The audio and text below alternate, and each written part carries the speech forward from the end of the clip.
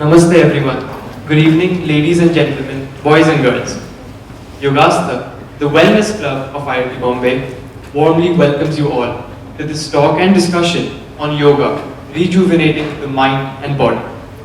Today, we hope to explore this discipline and way of life that is yoga. What is this practice? How do I engage in it, and what will it do for me? Is it just about the self, or is it about something more? To give us some insight into this fascinating field, we are honored to have with us tonight our guest, Sir Shri M.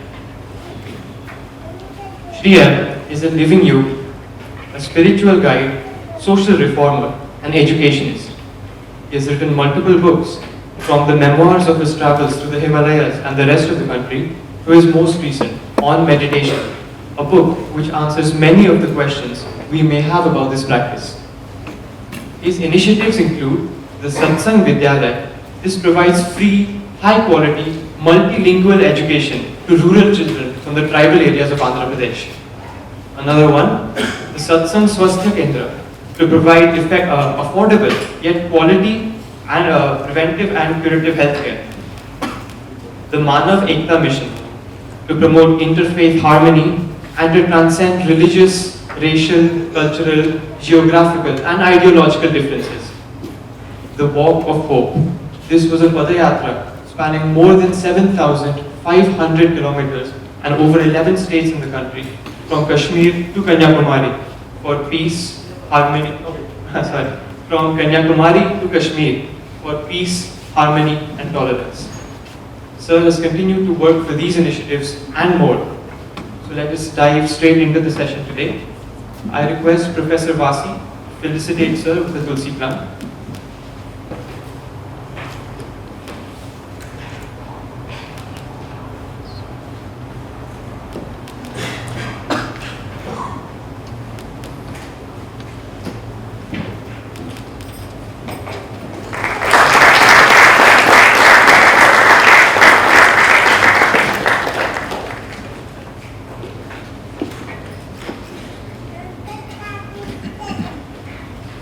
I request that Professor Vasi remain on stage, please. We have another guest with us tonight. Mrs. Alumelumani is a Sangeet Academy Award winner and the mother of the renowned musician Sri Harihara. So we are very honored to have you with us. Thank you so much for being here. I request Ma'am, Professor Vasi and Apur to come on stage and conduct the book launch of Shri M's latest book, On Meditation.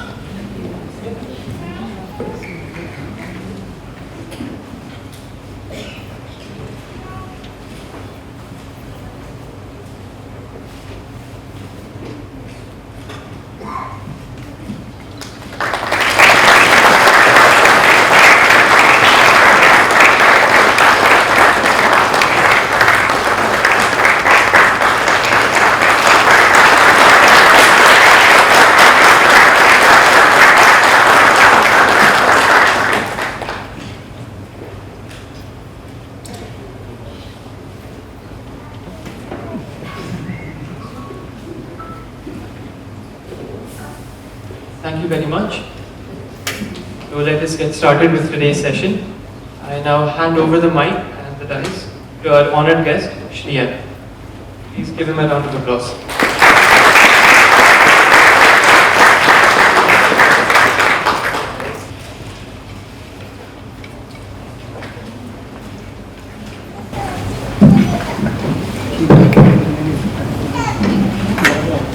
So, thank you for inviting me to IIT Bombay. Actually, I'm very happy to go to institutions where young people are involved in science and technology. Because yoga, according to me, is no less a science and a technology. We will come to that.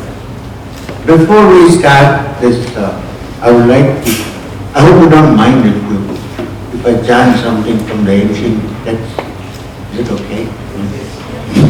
And nowadays, so this is a mantra from Vedic time, and it is chanted before the beginning of anything good, instructive, and auspicious. And the mantra is Sarve Bhavantu Sukhina. I like it. But nowadays Sanskrit is at a premium, so I like it. Sarve Bhavantu Sukhina, Sarve Santu Viramaya, Sarve Bhadrani Pashyantu, Ma Kaschit Dukhavat Bhavet. I would also add Loka Samasta Sukhino Bhavat. So you see, the common word here is Sukhina, which means, you know what is Sukha. I'm sure that much everybody knows. Sukha is happiness, a state of not having pain, happiness both physical as well as mind happiness. Now, the WHO has included, the World Health Organization has included in its agenda for health that the mind health is as important as the body health.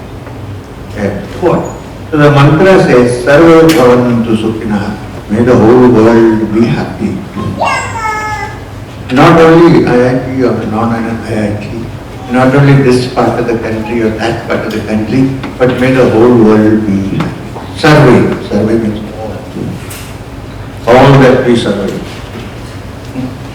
Then, Sarve Santu Viramaya, may there be no suffering for mankind. Sarve Bhadrani Pashyantu, may we open our eyes and see all that is good and wonderful and auspicious. Ma Kaschit Dukhavat Bhavet, let not suffering touch us, or whatever cost. And Loka Samasta Sukhino Bhavantu, may the whole world be happy. This is the message which is 2000 years old. Somebody might say, no, it's 1500, doesn't matter. It's old, ancient.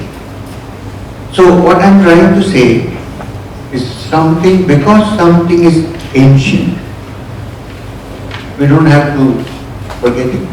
Because there may be gems of wisdom coming from us 1,000 years ago. And one of those wonderful teachings that we have in this country is yoga.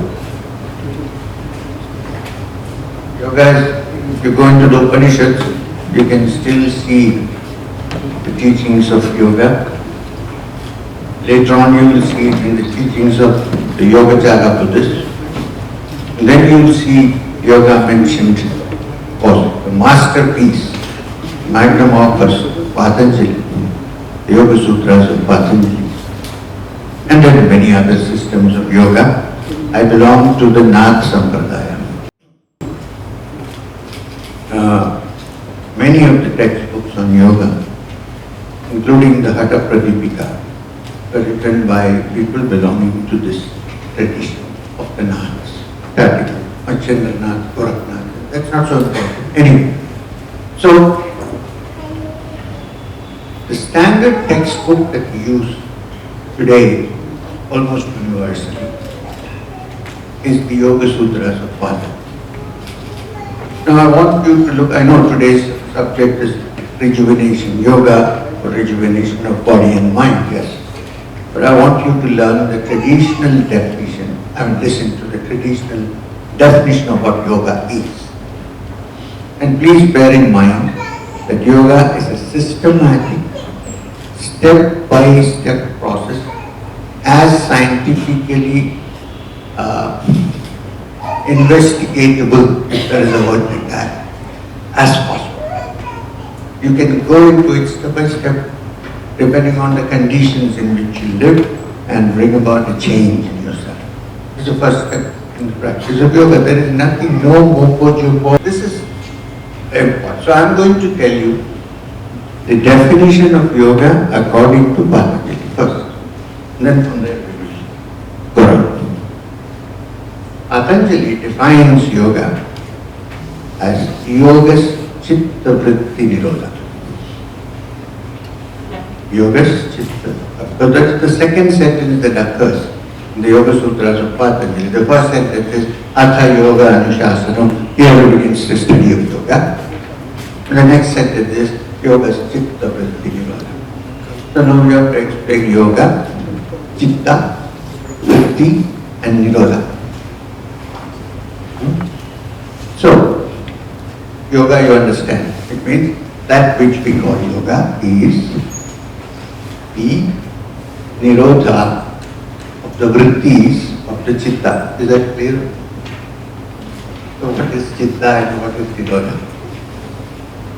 Now, the yogis believe, not only believe, it is their experience through practice, that the first step in opening up the dimensions of the mind from limited to unconditional and unlimited, almost unlimited, is that the mind which is always distracted, you know that, how it is.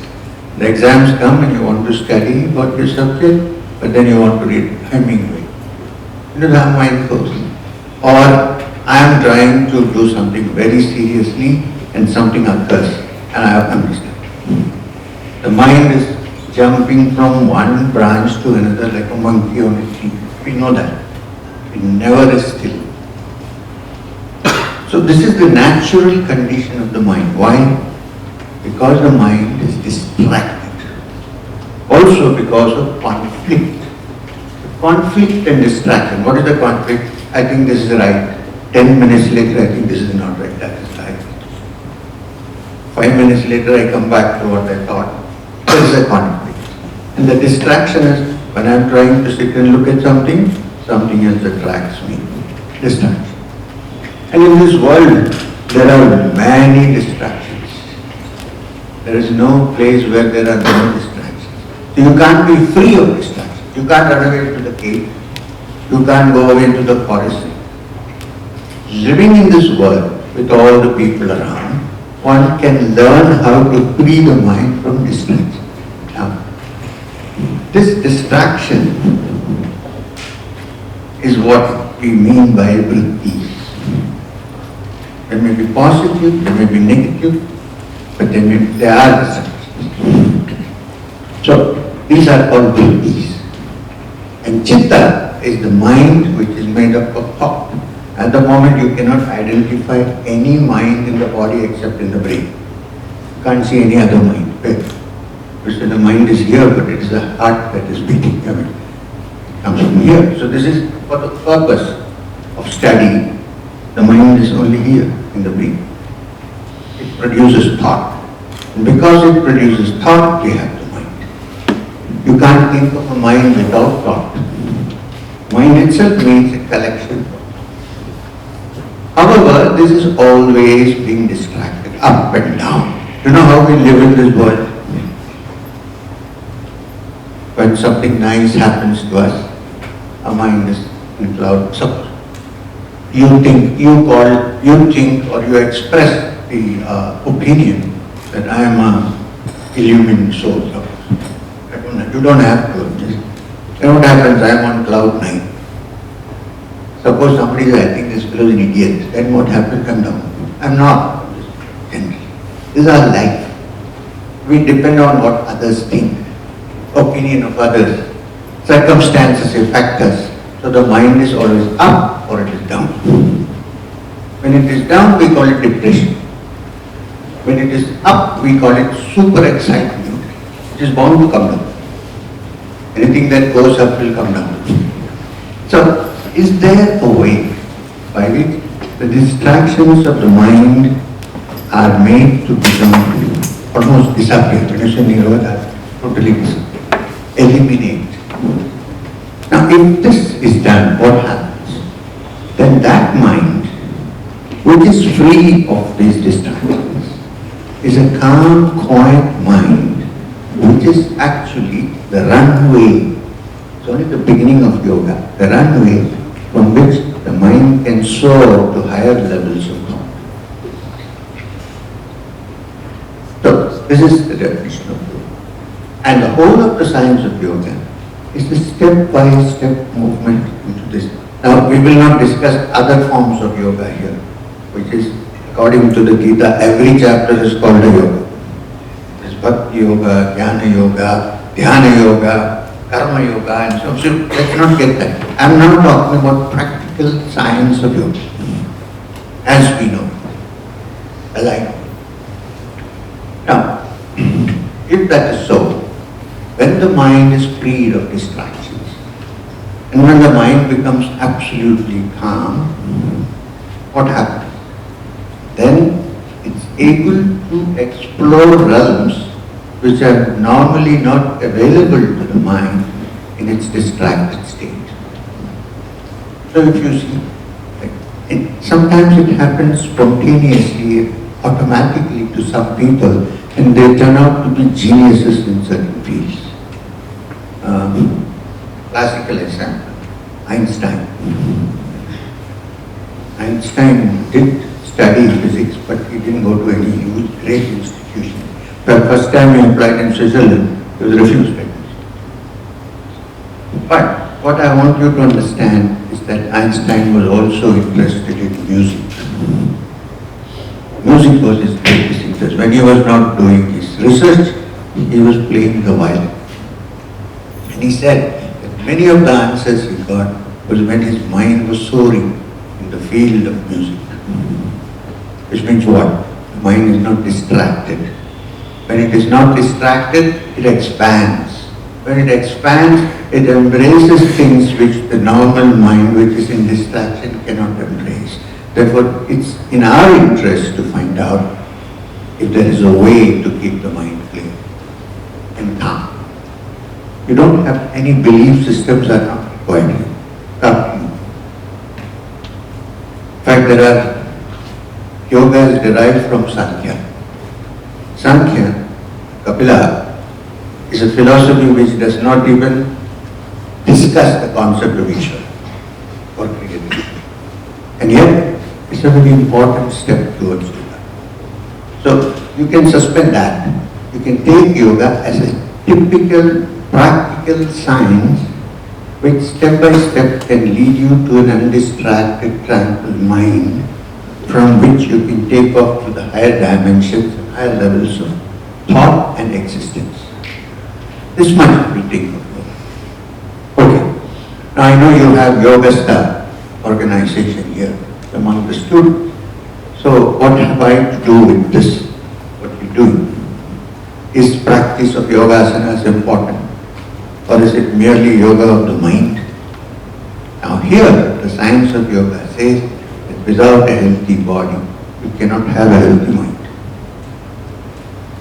So therefore, to keep the body in good health, the practice of asanas is important.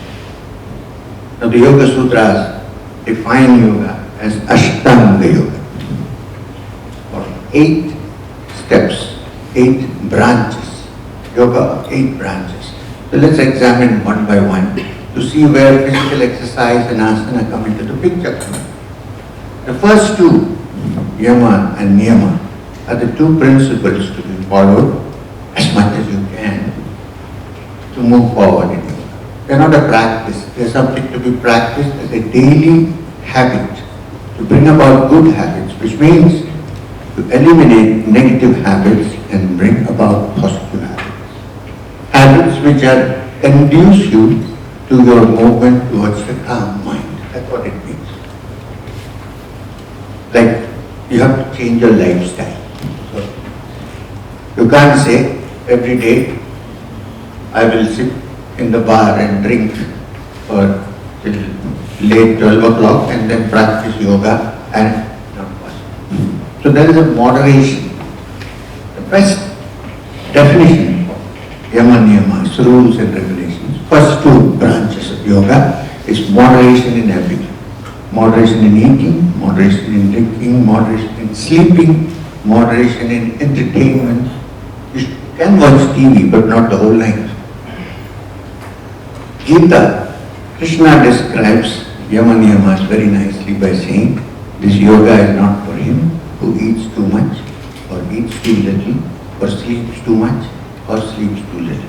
This kind of, which means moderation is the key.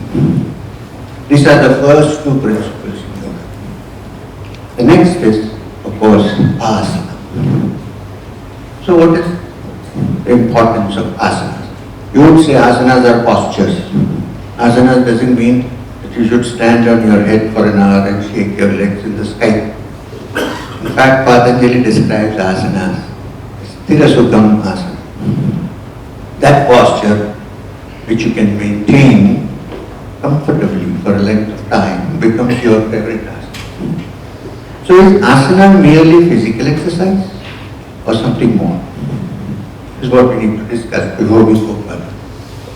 Asana is not merely physical exercise. If you need only merely physical exercise, you can do other exercises. There are so many gym exercises, building your muscles. I'm not saying you shouldn't be doing that, but yoga asanas are not meant only to build your muscles or to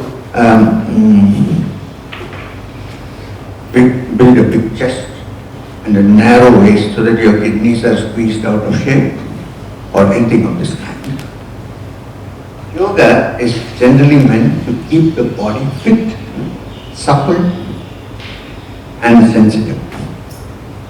Also, if it's a physical exercise, it is also connected to the mind. How? We know today, modern science has showed us, that hormones play a great part in our life.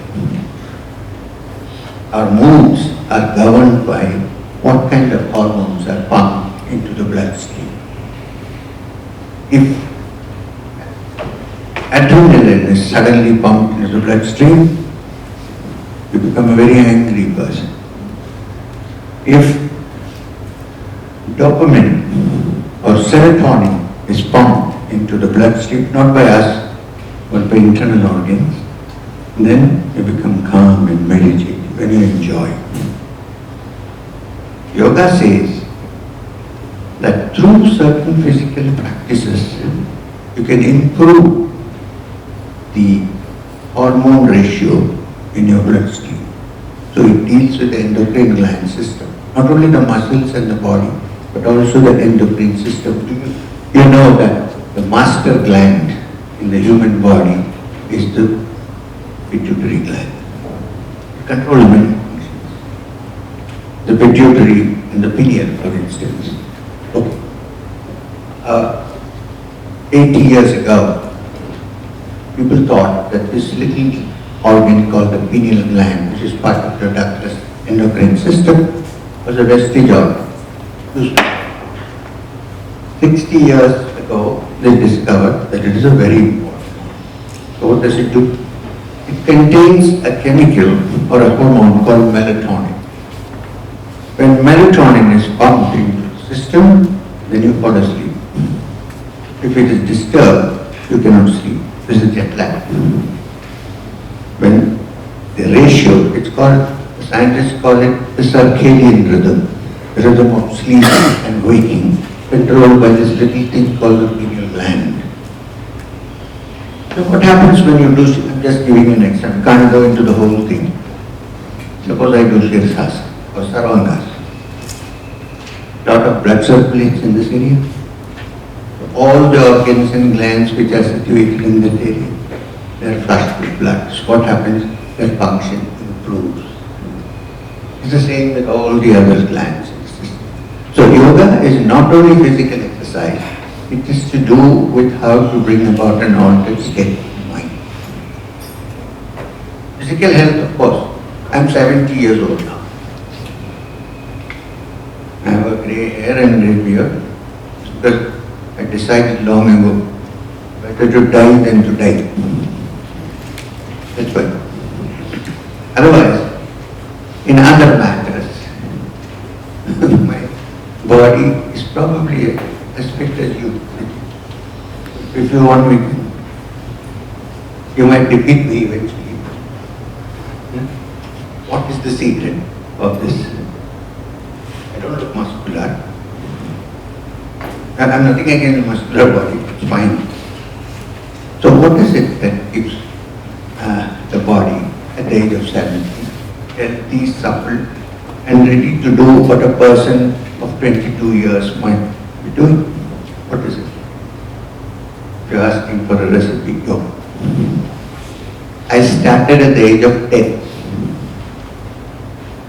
Apart from the meditative yoga, I'm talking about asana, age of 10, till today. Except if I'm not well, I have fever, cold or traveling, I can't do asanas in a flight, for instance.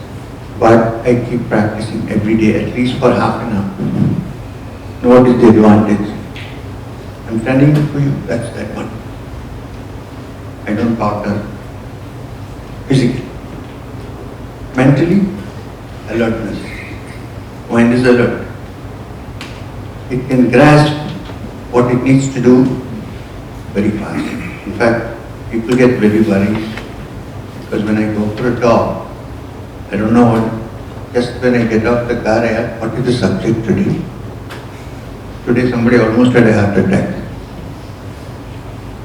Because the mind, which is healthy, because the body is also and calm and quiet and tranquil, can connect to any subject which it knows, of course.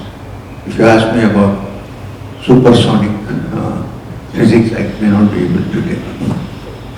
What did you say? Your speciality? Remote sensing. And we also have some kind of remote sensing. But I may not be able to talk about the science, the physics of remote sensing. Which we have a way of remote sensing also. We believe that certain parts of what we call the psychic centers, when they are regenerated, then you can sense something remote. And this was before remote sensing appeared on the scientific scene, without instruments. There are instruments, not physical.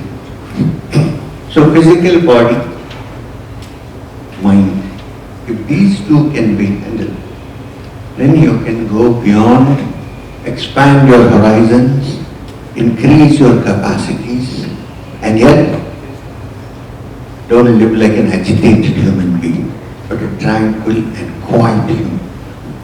These are the advantages of the yoga. So we discussed only 3 steps: yama, niyama, asana. After that comes pranayama, then there comes pratyahara, then there is dharana, dhyana. These are the steps. We don't have to go into that. So basically we are talking about yoga, physical yoga, for rejuvenation of body and mind. I think we are now limiting ourselves to that at the moment. So if you rejuvenate your body and mind, and if you have learned how to calm your mind and make it tranquil and free from distractions, the rest will follow. You don't have to go too much into it, the rest will follow. Now the step after asana, the 4th step, is pranayama. So how important is pranayama? Don't think that pranayama is to do with breathing vigorously, which is good of course. Prana is not the breath. Prana is the life energy that works in our system as it works in other things in the world, not just the body. Now, fortunately for us, our breath is linked to the prana. So if you can bring your breath, shwasa, into a certain rhythm, you can learn how to adapt and use your prana according to your will and not haphazard. This is the science of prana. How do we test it? Everything needs a test, right? Now, this is one thing I want to tell you. In yoga, there is no point in theoretical discussions. The proof of the pudding is in the eating it. Well, I've changed this now. When I go abroad, I say, the proof of the idli is in the eating it. I say, what is an idli? It's a rice pudding. So, through practice of yoga, you can perfect your mind and body. Make it tranquil. Allow it to explore greater horizons and move forward. So, where is pranayama? Breathing techniques which are linked to the prana, like this. It's a very simple experiment. If you are very agitated, close your eyes and watch your breath for a second. will figure out that your breathing patterns are also very agitated. When you are very calm, listening to music, do something nice which you love to do. Close your eyes and watch your breath. Discover that your breathing pattern is very quiet and simple. So the rishis, who are scientists in this field, said, if our moods affect our breath, is it possible to change our moods by altering the rhythm of your breathing? From this came this whole science of Pranayama. Now there is a simple way of doing it, if you want to test it. Sit down quietly in any place and close your eyes and simply watch your breath. You don't even have to control it, simply be aware of it. It's very interesting. Even in the womb, the breathing starts for the fetus. And it goes on and on till we die. We don't say breathe. Do we ask the breath to breathe? It goes on by itself. We have no control over it. And when it stops, can you say start again? No. You are not there to say. They say in Gujarat, off ho gaya. God. So breath is such an important part. In my part of the country, Kerala is a pancharai. That means no air in the tire. Gone. Now this thing which is so important, you can live without food for a few days. You can live without water also for a few days. You cannot live without breath for more than a minute. Such an important part. And yet, we don't give any attention to breath. We think, oh, it happens by itself, so let it go on. We are saying, give a little bit of respect and attention to the breath.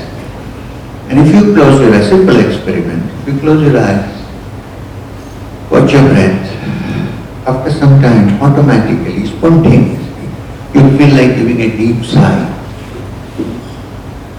Then your mind is calming down. Your breath is calming down, result, your mind is calming down. When your mind calms down, it's nice and peaceful and tranquil. Now, don't fall asleep. When the mind becomes quiet, it can do two things. Either it can fall asleep or it can go to an expanded state of consciousness. Two things can happen. So try to stick to this rather than that. But if you are suffering from sleeplessness, it's a good exercise. Lie down on your bed and watch your breath. Instead of gulping tablets, you might go to sleep. Because when the mind is calm, it either sleeps or goes to a higher level of consciousness. Now this is something which you can experiment every day. If you are very disturbed or excited, sit down quietly and watch your breath. In 5 minutes, you will find that your breathing has slowed down by watching.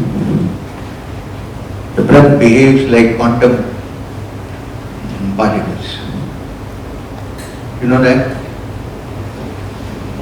From the Newtonian certainty to the uncertainty of quantum physics, we have come a long way. Those days we knew everything about science, physics. Now, scientists who have gone deep into it are not sure about it, which is the new discovery. It's called the theory of uncertainty. And what is the theory of uncertainty? The tiniest brick unit of matter, which are called quantum quarks. Nobody knows now whether they are particles or waves. This is where we stand. You think they are waves, and as you watch, as you observe, you find that they have become particles, acting like particles. You think they are particles and you are observing, you find that they are behaving like waves. Nobody knows. In fact, some scientists have gone to the extent of saying that it probably depends on the observer. David Bohm was one of them. Not fully accepted, of course. He said the observer maybe is more important than the observed. Perhaps. In the same way, when you observe the breath calms down. You don't have to do anything. And when the breath calms down, then your mind is free of distractions. And when the mind is free of distractions, it expands to horizons which normally it will not be able to expand when it is distracted. This is the importance of pranayama. There are many kinds of pranayama. They are also meant to increase the flow of certain energies in your body and mind. There are different kinds of. So, in a nutshell, practice of yoga is for body and mind. It begins with the practice of bodily postures and change of lifestyle. And then from there you go on how to observe and explore the infinite potential in your mind, which appears to be finite but is not. And then in the end result, which is called samadhi yoga, is when you suddenly find that when the mind is no longer connected to one individual being, it's part of everything in this universe. This they call it. So, couple of things. You're in this institution which has 300 acres. You can actually go into this study very happily, like the ancient rishis who lived in forests. Where was all this taught in the ancient times? In the forest academies, ashramas. Why are they called ashramas? Because there are trees and greenery and water everywhere. You are equipped with that already. Two dedicated students, dedicated teachers. Both are important in the practice of yoga. Healthy food. Today I went to the restaurant in ISKCON called Govinda. Very beautiful meal. Because you have to be careful, otherwise you won't overeat. So tasty. Very lovely meal. There is no onion, there is no garlic, there is nothing. But the meal is very nice, very tasty. So one should also change one's lifestyle. Try to eat simple food. You know, the more tasty the food is, sometimes you end up overeating. So watch out what you do. Nothing is good when you overdo. A professor might like a student who cracks jokes and asks questions, but when it becomes too much, what happens? So there is a limit to everything, right? So moderation in everything. As far as externally, you can be a yogi without changing your robes. I'm not wearing anything special. In fact, I was thinking of wearing a pair of jeans and t-shirt and I thought somebody might get shocked. So I came like this. The external doesn't matter. Internal matters. This is the secret of yoga. You can live in this world and you can still practice yoga. And if you practice yoga, I am proof for it. It will improve your mind, it will improve your health, it will improve also kindness in your heart, so that you are concerned about others. Compassion is a very important part of the practice. Why? Because when you practice yoga deeply, you see a divine spark in yourself. Now it can't be only yourself, it has to be everywhere, if they found it or not. Therefore everyone becomes one. There is no need. There is an inner spiritual equality. Not economically, you can never expect everything to be equal. It doesn't work. We have tried it for centuries. It doesn't work. But internal equality, that in essence we are the same, is the real equality that is possible. And yoga is a beautiful beginning and a step towards blossoming into that unity. So, this kind of short talk is all that I can tell you. I hope you didn't expect me to do asanas on this. But that there are youngsters here who can perform if they want. So with this I conclude my talk, considering also that I have to go 2 hours from here in the evening with all this Ganesh Chaturthi and Mahavir Jayanti traffic going on. I stop my talk here. If you have any questions, which you think are relevant to the topic, important. No political questions, please. And then we can work on it. Thank you.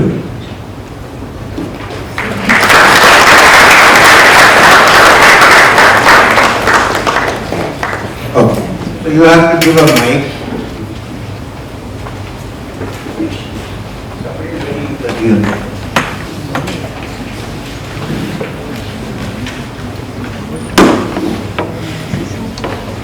Hello.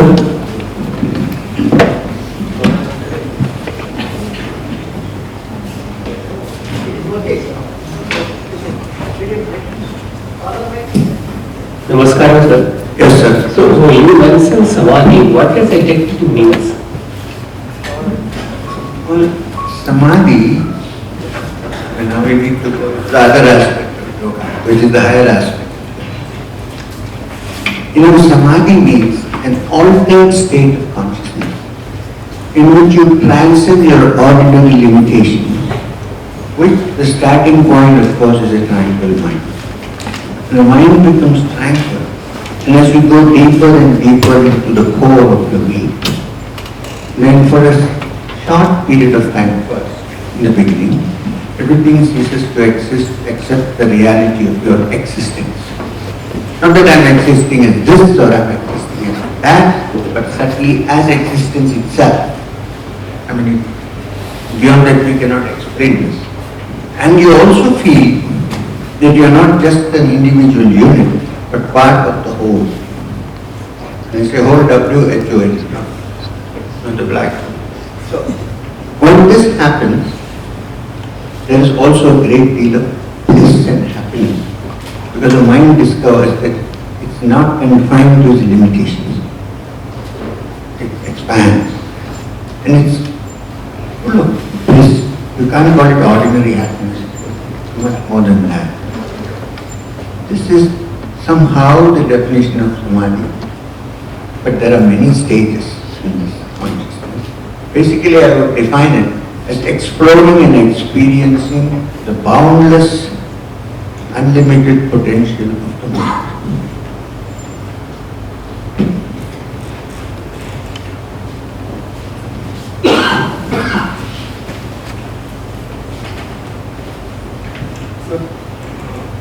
So you talked about extremes of emotion, like we have to be not extra happy or not sad, something like that.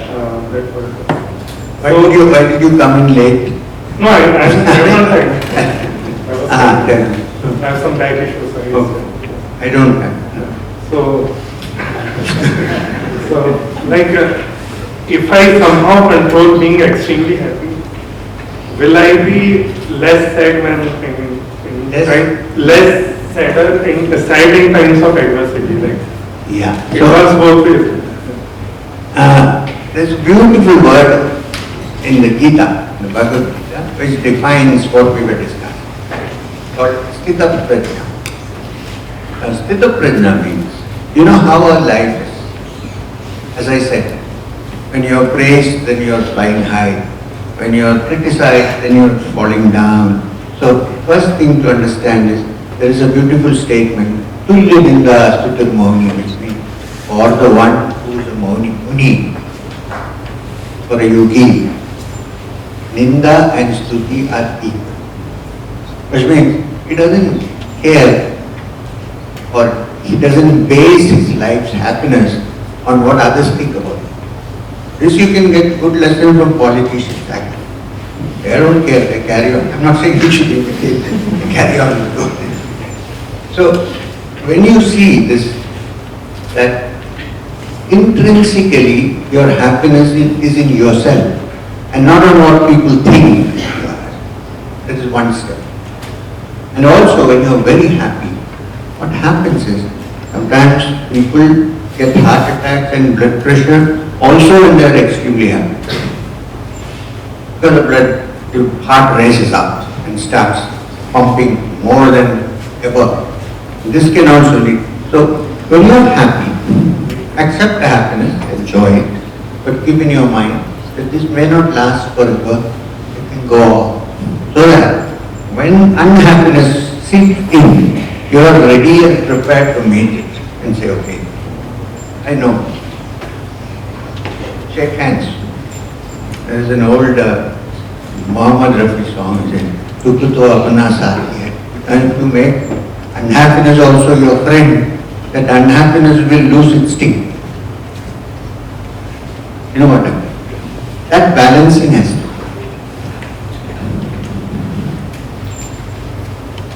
Where is the mic? You also yoga stuff. No, sir. So, there are two aspects of my life. One is, I know if I perform more yoga, I'll reach higher and higher states of consciousness. And the other side is my ambitions in life. And when I'm doing yoga, I feel I'm losing time on the ambitions that I will achieve if I spend more time on this. And if I spend time on this, then I feel I'll not reach the high levels of consciousness because I'm not doing more yoga. So where do I get the balance? This is not true, right? This is some misunderstanding here. All the great, in the past, there have been great yogis who are also great performers in the worldly way. They're not, they're not opposite, they're not antagonistic to each other. They're not talking about practicing yoga and retiring into a hermitage. They're practicing yoga now. Look at the Gita.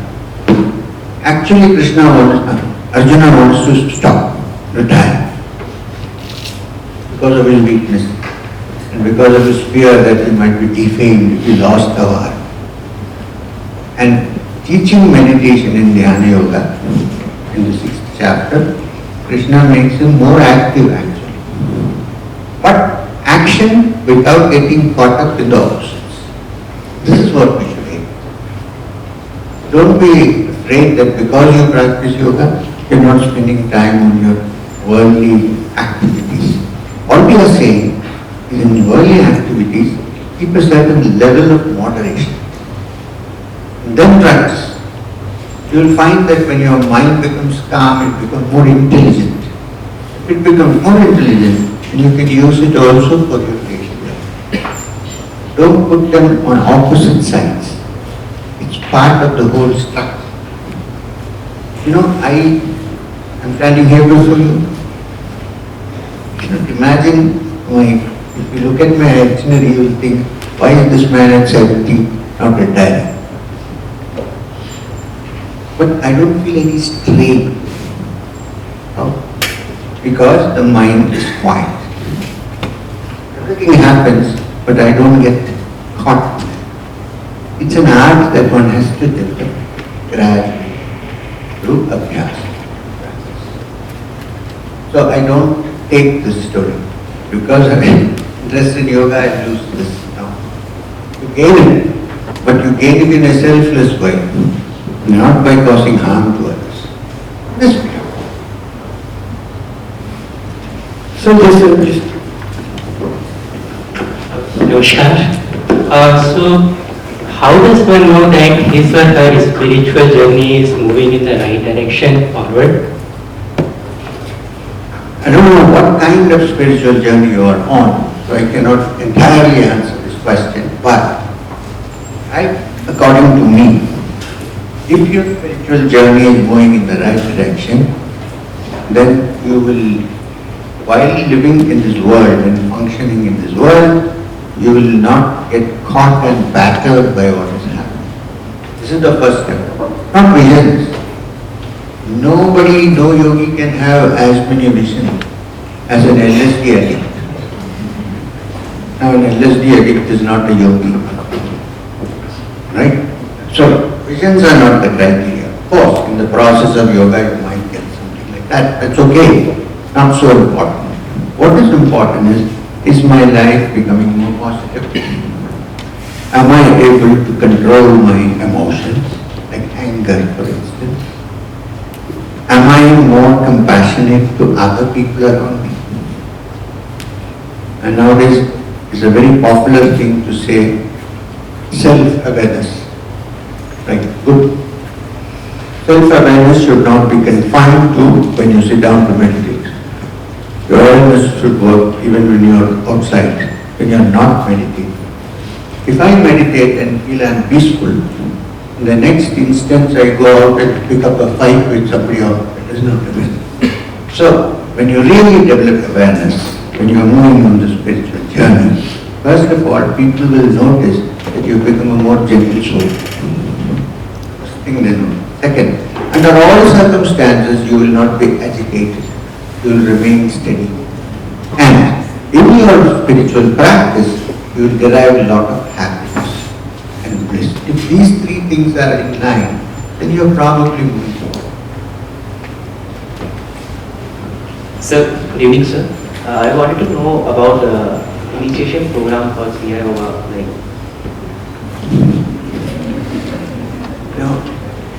The initiation program for Kriya Yoga. First of all, let's see what Kriya Yoga is all about. Okay?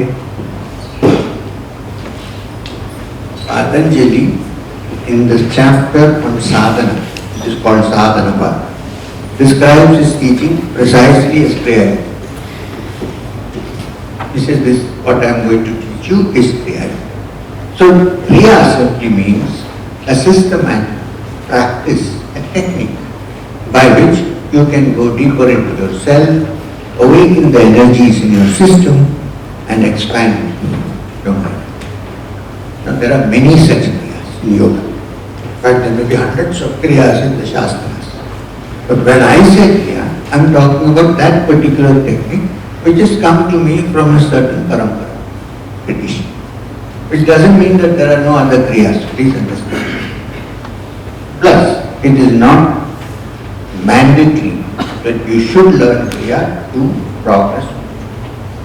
Not mandatory. My teacher used to always ask me, what kriya did Mirabai do? On the other hand, what kriya did Ramana Maharshi do? So, this is not a criteria. However, it's my tradition and I think it is very useful. So, when I say kriya, it means a technique which combines certain visualization and breathing patterns by which the energy that is potentially in every human being, I'm deliberately not using the word kundalini, because nowadays you can awaken kundalini by paying $3,000. What about others who have been practicing for ages? Fools. So, this kriya is a way by which you can awaken the energies in your system and reach a level of spiritual evolution. For initiation,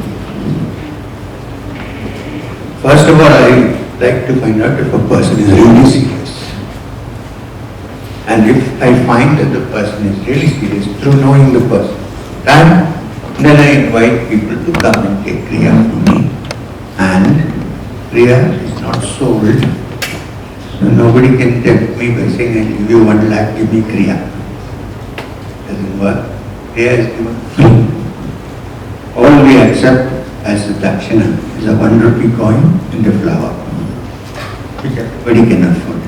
But I want to know if I'm really giving kriya to someone who can really practice and use it and not wasting my time and effort. This is important. So if you are understanding, yeah, I'm sure you are, otherwise you didn't ask me this question. I would say, go to a website, a portal which says Meet Shri M. And then when you go there, you will get in touch with someone called Lakshmi Kumar. Write to her, mail to her saying, I would like to take kriya from Sri, there are other kriyas. So what do I do? So they all proceed. While I prefer people to come to Madanapalli where I live, we also have kriya sessions in other places. So you can find out. Sir. Where is the voice coming? Yeah. Sir, in outside market there are a lot of organizations who has their own process of meditation and they claim that their process is authentic. So how to know which one is correct? only through practice. There are a lot of organizations and they have their own process. So what to do? In fact, that is the unfortunate thing. There are more gurus than disciples now. So I would suggest that when you go to an organization or to a teacher, try to figure out if the teacher wants to give you something or he wants to take something from you. That is the first criteria. If you are satisfied with that, be with the teacher, find out how he operates for some time. Don't be in a hurry. Go slowly. And if you are really sincere, then you will get some insight from the proper source. Need not be necessarily me, somebody else. I don't want to go more into this details of this. Because today the world is like that. I think this is the last question where I need to go after this. No, the next. Sir, good evening. We'll just take one question from, Yogastha had opened a portal so that the participants could post their questions online. So we'll ask one question from that set. One. So there was a question, what is the method or how can we control our thoughts while practicing meditation? So what is the way to get into that deeper state of meditation? Yes, this is actually a very important question. It can come only when people really are practicing. Yeah, you sit down, you say, I'm going to calm my mind. There are 1,000 thoughts running. Why? Because the mind, like nature, cannot stay in a vacuum. It likes to be occupied. Always likes to be occupied. It is its natural state to be occupied. Normally the mind is not unoccupied. It likes to be occupied. So what do? Find a substitute internally to occupy your mind. What is the substitute internally which can occupy your mind and keep it away from getting occupied outside? Is the breath. So, the moment you fix your attention on an internal occupation, which is breathing in and breathing out, inhaling and exhaling, then you have succeeded somewhere in stopping the mind from being occupied in the outside world and getting it occupied. You can't make it blank, it doesn't work. Bring it inside and occupy it in your breath. When you do that for some time, for a length of time, then you will find that many extraneous thoughts have died down. And there is only the thought of the breathing in and the breathing out. That is step number 2. Step number 3 is, then slowly as it deepens, you see that you are the witness and the breath is going on. You are not even involved in the breath. You are just the bare witness, watching the breath coming, watching the breath going. That's the way to stop the distraction of the mind which runs around in 2,000 thoughts. This is the starting point. If you say, will it work? Practice and see if it works. Thank you very much. I'm sorry I'm a married man, you see my wife she already said, oh, you're going again, huh? Yes. Thank you very much.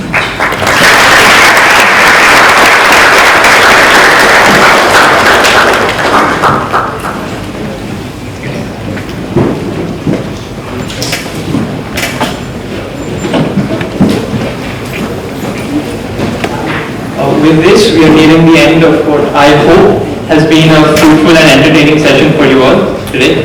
So I take this opportunity to extend my heartfelt gratitude to our honored guest for today, Sri M. Sir, for being with us. So could we give him a round of applause, please?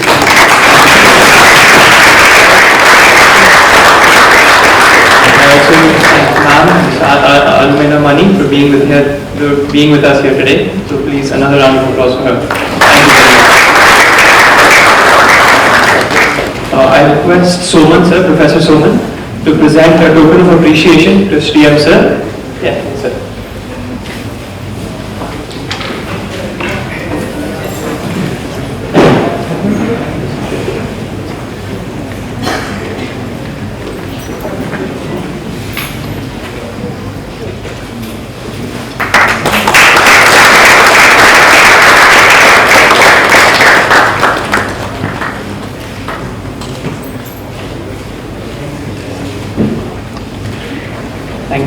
thank all the dignitaries who have joined us from far and wide today.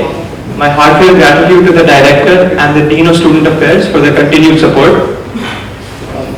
I thank Professor Neeraj Kumakarna, whose guidance has been critical to the success of Yogastha events. He is the faculty mentor for Yogastha. And of course, I thank the Yogastha team members, both past and present, without whom this event would not have been possible. And finally, I thank each and every one of you for taking time out of your schedules to come and join us and make this event a success. So thank you all very much. We hope to see you soon and have a very nice day.